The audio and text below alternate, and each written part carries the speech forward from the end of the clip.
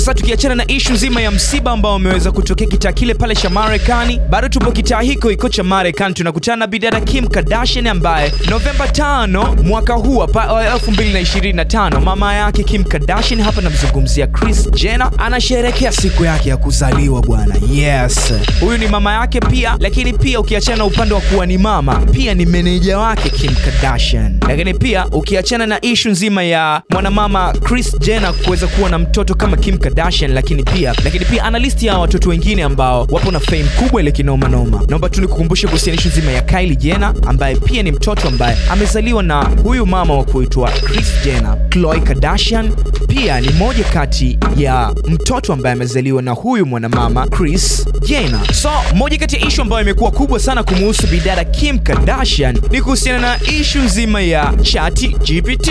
Kwako naomba nikuulize swali, AI unaitumiaje katika maisha yako? Lakini pia katika matumizi ya AI ambayo unayafanya, kuna boko lote lisha kutokea na ukanotice kwamba hapa mjomba AI unanidanganya wewe. Why between my interview trying to kunidanganya mimi? Why? So unaambiwa kwamba mwigizaji na mfanyabiashara maarufu Kim Kardashian ambaye kwa sasa malengo yake makubwa ni kuwa wakili, moja kati ya issue ambayo inahusiana na kile kitu ambacho alikuwa anakifanya baba yake. Hapa namzungumzia Robert Kardashian ambaye huyu alikuwa ni mwanasheria. Alizaliwa Februari 22 mwaka 1944 na alifariki Septemba 30 mwaka 2003. Huyu alikuwa ni mwanasheria maarufu kutoka nchini Marekani na pia alishawahi kumtetea mchezaji maarufu kutoka katika ligi ya mpira wa miguu nchini Marekani. Hapa namzungumzia O.J.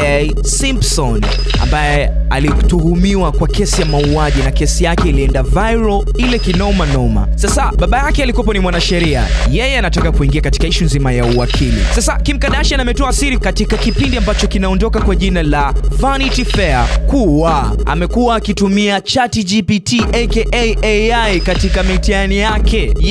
Licha ya kutumia AI lakini bado aliambulia mswaki. Yani licha ya kutumia AI lakini bado matokeo yakaja vibaya. Akiwa katika kipindi hiko cha Vanity Fair ambapo pia kwa jina jingine kinaondoka kwa jina la Lie Detector Test, alihojiwa na mwigizaji mwenzake ambaye alikuwa anaondoka kwa jina la Teyana Taylor. Kim Kardashian alikiri kuwa anaitumia katika kupata ushauri wa kisheria, akitaka kuweza kujua jibu la swali, yeye huwa anapiga picha na kuiweka pale. Pia alizungumzia kuhusiana issue nzima ya matokeo, akasema kuwa inakosea kila wakati, imenifanya nifeli mitihani mara nyingi sana. OpenAI wanapaswa kufanya vizuri zaidi maana ninawategemea kweli kunisaidia.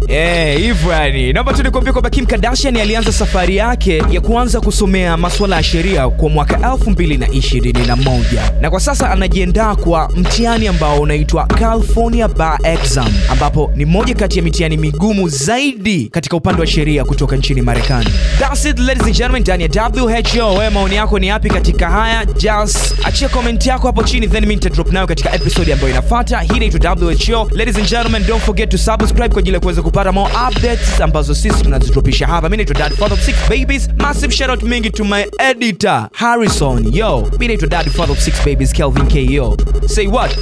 Poa baby.